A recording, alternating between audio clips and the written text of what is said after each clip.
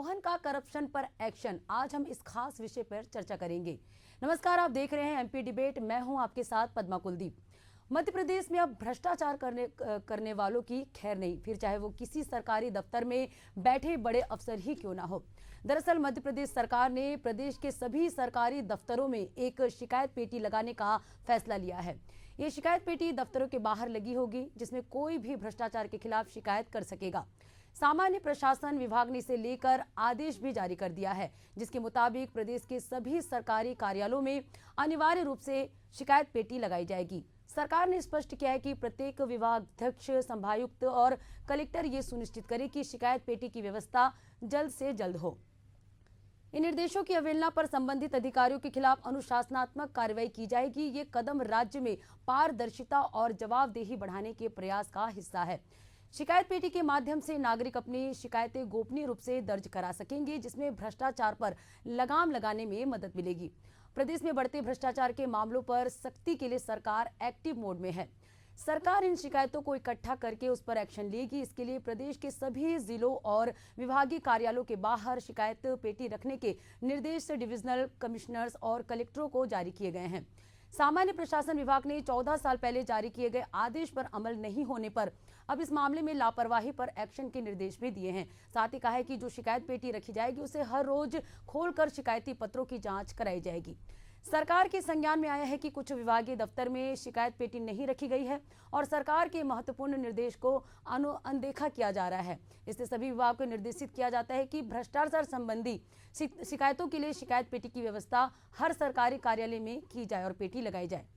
इन शिकायत की जांच कराई जाएगी, जिससे जिम्मेदार लोगों पर उचित कार्रवाई की जा सके। बता दें कि शिवराज सरकार ने 16 दिसंबर 2011 को इससे लेकर निर्देश जारी किए गए थे, जिसके बाद फिर 29 नवंबर 2024 को जारी आदेश में राज्य सरकार ने इसी निर्देश का हवाला देते हुए कहा है कि हर कार्यालय के बाहर सुरक्षित और आसानी से देखी जा सकने वाली जगह पर शिकायत पेटी लगाई जाएगी।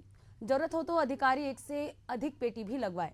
शिकायत पेटी पर ताला लगा होना जरूरी है। भ्रष्टाचार संबंधी शिकायत इस पेटी में डालें। ये शिकायत पेटी हर रोज अधिकृत अधिकारी खोलेंगे और संबंधित अनुभाग या कार्यालय को कार्यवाही के लिए भेजेंगे। जो शिकायत मिलेगी उसका पंजीकरण करना जरूरी होगा। सरकार के इस आदेश पर सियासत भी शुरू हो गई। आज इसी मुद्दे पर चर्चा करेंगे, लेकिन उससे पहले देखते हैं राजनेताओं की प्रतिक्रिया।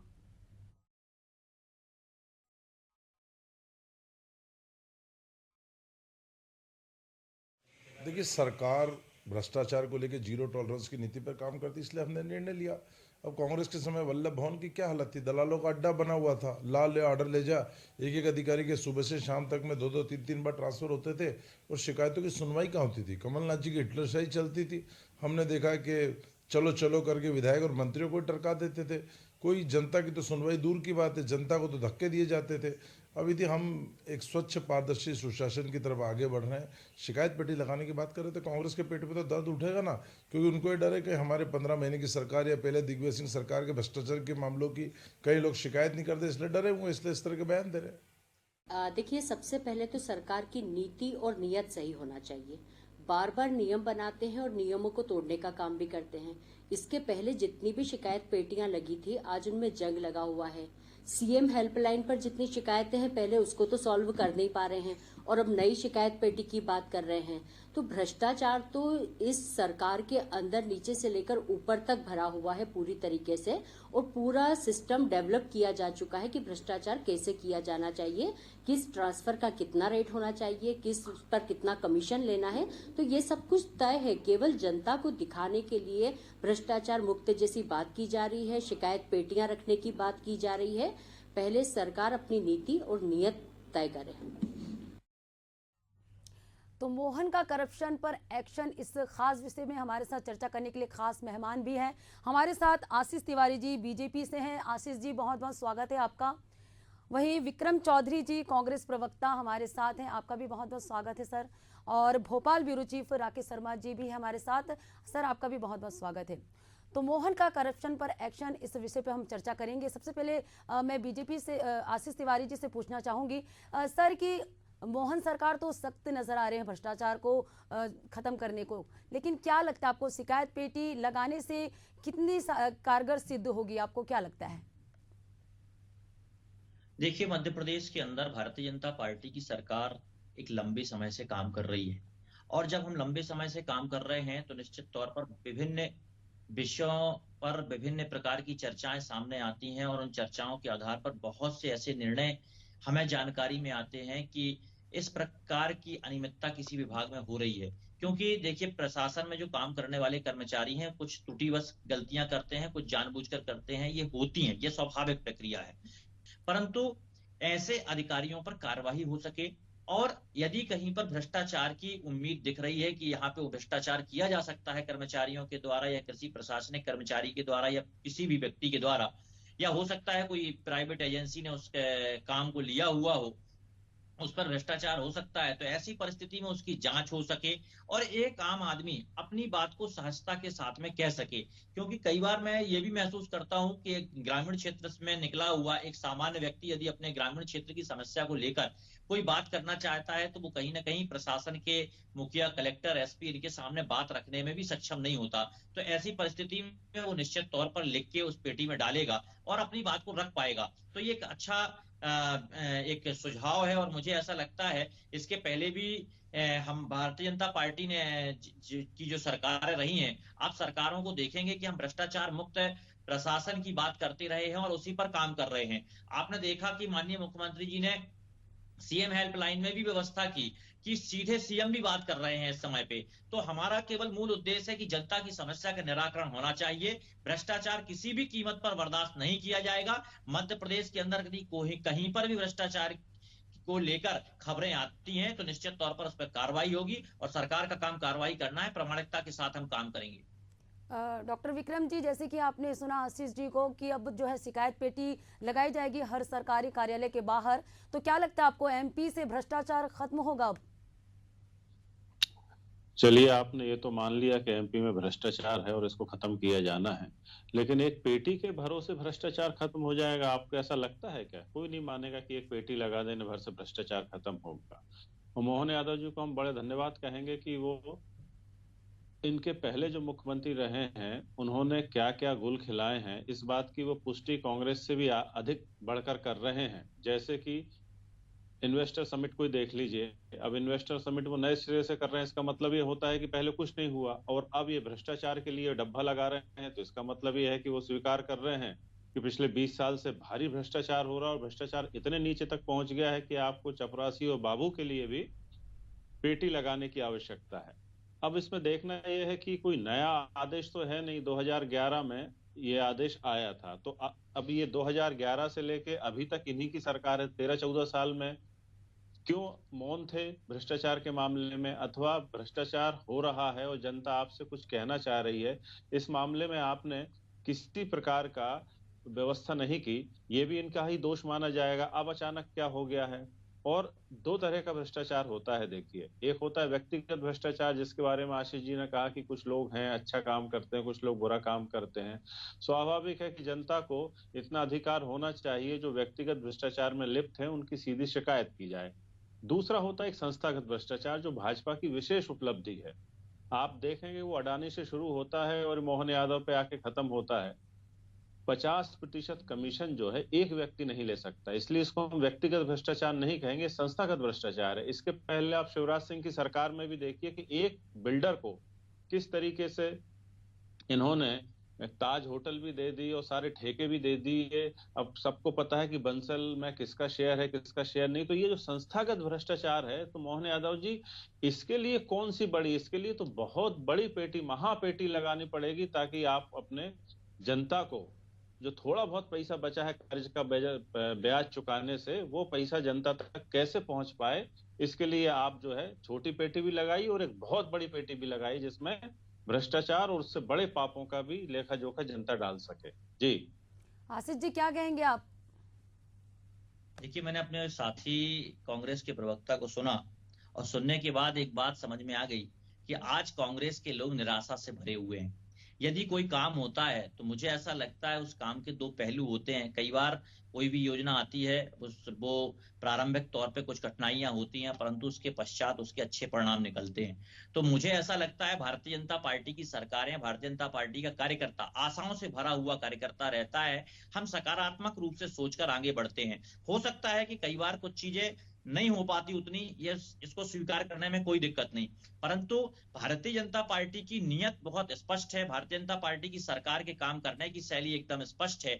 हम भ्रष्टाचार मुक्त काम करेंगे, भ्रष्टाचार को समाप्त करेंगे। और भ्रष्टाचार को यह बात भी स्वीकार करना पड़ेगा कि यदि कहीं पर भ्रष्टाचार होता है तो उसमें जो प्रशासन के लोग यदि शामिल होते हैं तो उन पर कार्रवाई कड़ी होना चाहिए। तो ये जो सुझाव पेटी है, ये उस कड़ी कार्रवाई की प्रारंभिक स्थिति है। और यहां से जब सूचना आगे पहुंचती है तो अब आपको मैं विभिन्न उदाहरण भी देना चाहता हूं। मध्य प्रदेश के अंदर यदि कहीं पर भी शिकायत हुई है कर्मचारी अधिकारियों की, तो उस पर मोहन यादव जी ने तुरंत निर्णय लिया है और उसका निलंबन भी हुआ है और उसकी जांच भी हुई है। और हम एक लंबे समय से सरकार में हैं, तो हमें ये हमारी जिम्मेदारी इस बात को स्वीकार करते हैं कि मध्य प्रदेश के अंदर एक अच्छा प्रशासन होना चाहिए। उसको लेकर हमने तुरंत बड़े बड़े निर्णय लिए हैं और लगातार निर्णय ले रहे हैं। और मैं आपको विश्वास दिलाता हूं मध्य प्रदेश की सरकार की ओर से मध्य प्रदेश की जनता को कि मध्य प्रदेश के अंदर इस सुझाव पेटी के माध्यम से जो भी सुझाव जाएंगे, जो भी शिकायत जाएगी, उस पर तुरंत कार्रवाई होगी और दोषी व्यक्ति को कभी नहीं छोड़ा जाएगा। हमारे साथ राकेश जी भी हैं। राकेश जी, जैसे कि सरकार तो सख्ती बरत रही है, करप्शन को खत्म करने की दिशा में वो अग्रसर है और जीरो टॉलरेंस की नीति लागू करते हुए जो है शिकायत पेटी भी अब लगाने जा रही है, तो क्या लगता है आपको? देखिए पद्मा, मध्य प्रदेश में डॉक्टर मोहन यादव की सरकार जो है तमाम नए नवाचार कर रही है और सरकार के कार्यकाल को 1 साल भी पूरा होने जा रहा है। दरअसल देखिए, यदि हम देखें तो औद्योगिक निवेश को लेकर उन्होंने जो रीजनल इन्वेस्टर समिट करके एक नया नवाचार किया, तो दूसरी ओर उन्होंने जो है जिस प्रकार से मध्य प्रदेश में जो करप्शन को जड़ से मिटाने को लेकर अपनी एक नई पहल शुरू करते हुए तमाम सरकारी कार्यालयों में ये शिकायत पेटी लगाए जाने के आदेश दिए हैं। दरअसल देखिए, भ्रष्टाचार को, करप्शन को लेकर हम जिस मुद्दे पर आज जो चर्चा कर रहे हैं, करप्शन का मुद्दा जो है आज का नहीं, अभी का नहीं है, ये काफी पुराना है। और लेकिन इसकी जो जड़ें गहरी होती हुई दिखाई दे रही हैं, उसको जड़ से समूल नष्ट करने के लेकर अब सरकार जो है ने जो है इस प्रकार की कवायद शुरू करी है। लेकिन देखिए, उसके पहले हम यदि हम देखते हैं कि तमाम जो रिश्वत के जो प्रकरण सामने आते हैं, जिसमें लोकायुक्त या ईओडब्ल्यू जो कार्रवाई करता है या सीबीआई जो जांच करता है, तो इस मामले में कितने जो अपराध कर्मचारी हैं, अधिकारी हैं, उन पर क्या कार्रवाई हो पाई है, इसको लेकर भी जो है सरकार को जानकारी सामने लेकर आने की जरूरत है। दरअसल देखिए, ऐसे ढेरों प्रकरण जो है ईओडब्ल्यू में और लोकायुक्त में प्रकरण दर्ज हैं, जिन पे अभी भी सरकार से जो है एक प्रकार से कहते हैं जांच यदि किसी अधिकारी के खिलाफ करनी है तो उससे पहले सरकार की जो है मंजूरी लेनी पड़ती है। तो ऐसी कई जो जांचें जो है सरकार की मंजूरी के बिना अटकी पड़ी हैं। लेकिन सरकार अपना काम सही कर रही है, लेकिन अब देखना होगा कि ईओडब्ल्यू और लोकायुक्त में जो रुके हुए प्रकरण हैं, उनमें उन रुके हुए प्रकरणों में कितनी तेज गति के साथ जो करप्ट जो अधिकारी कर्मचारी थे, जो रिश्वत लेते हुए या तमाम अलग अलग चीजों में पकड़ाए गए हैं, उनके खिलाफ सरकार क्या कार्रवाई करती है। देखिए, दूसरी ओर ये बात करें तो करप्शन को लेकर सियासत भी देखने को मिलती है। हमने दोनों ही प्रवक्ता साथियों की हम बात सुन भी रहे हैं और इस मुद्दे पे जो चर्चा हो रही है, देखिए विपक्ष का मानना यह है कि उनके कार्यकाल में कमलनाथ जी की 15 महीने की सरकार रही थी, उनका काम करने का तौर तरीका बहुत ही अलग था, ये हमने देखा है। और वो एक टाइम के भी बड़े पंचुअल व्यक्ति थे और यही कारण था कि वो जो काम, जो चीज बोलते थे उस पर वो इम्प्लीमेंट भी तत्काल प्रभाव से करना शुरू कर देते। उसी तर्ज पे जो है अब हम डॉक्टर मोहन यादव को भी देख रहे हैं। मोहन यादव ने भी तत्काल प्रभाव से करप्शन पे फोकस करना शुरू कर दिया है। तो माना जाता है कि हर व्यक्ति के कार्य करने की शैली अलग अलग होती है। कमलनाथ जी की अलग थी, मोहन यादव जी की अलग है, और इसके पहले देखें तो शिवराज जी की अलग थी। शिवराज जी ने सबसे पहले ये कवायद शुरू करी थी शिकायत पेटी को लेके। देखिए, यदि पहले हम बात करें तो जब राजा रजवाड़ा के जमाने में भी, उस समय भी जो है जब आम जनता की जो शिकायतें होती थी उसके लिए दरबार लगता था, लेकिन प्रजातंत्र में ऐसा संभव नहीं हो पाता है। और उसके लिए सरकार जो है सरकारी कार्यालयों में जो व्यक्ति जा रहा है अपनी शिकायत लेके, वो अपनी शिकायत जो है संबंधित अधिकारी तक पहुंचाने के लिए इस प्रकार की नई अपनी जानकारी भेज सके, इसके लेकर शिकायत पेटी लग रही है। लेकिन देखना होगा पद्मा कि ये जो सरकार की नई पहल है, इसको मजबूती के साथ अफसरशाही इसमें कोई रोड़ा अटकाए ना, तो ये इम्प्लीमेंट बहुत कारगर सिद्ध होता हुआ दिखाई देगा। जी जी बिल्कुल, विक्रम जी आप कुछ कह रहे थे। भ्रष्टाचार इतना बढ़ गया है कि छोटी सी पेटी लगाना भी जनता को बड़ी राहत और आशा की किरण है कि इतने से बहुत पुराने आदेश पर अब अमल होना वो चर्चा का विषय बन रहा है। तो इसकी पृष्ठभूमि में कितना बड़ा भ्रष्टाचार है, एक बात।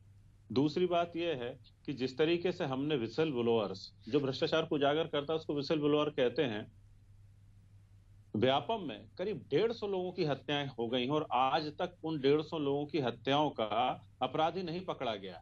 तो इस बात की क्या गारंटी है कि अभी जो भ्रष्टाचार को उजागर करेगा, जो अपना नाम वहां भले सरकार गोपनीय रखे, लेकिन माफिया जो भाजपा का माफिया है, चाहे वो खनन माफिया हो, चाहे वो रेत माफिया हो, तमाम माफिया ये इनके जो एक घूम बात रहे हैं। समझ में आती है कि आप भ्रष्टाचार बात करने की सुनिए। आदत एक लंबे समय से अब कांग्रेस के पहले आशीष कार्यकाल जी में इनकी रही बातें पूरी हो जाने है। दीजिए, मेरी फिर बात सुन बोलिएगा। लीजिए, मेरी बात सुन लीजिए। अरे आप तो कुछ भी बोल रहे हैं आप। जो अरे मेरी बात तो सुनिए, ये तो रिकॉर्ड है, 150 लोगों की हत्या हुई है।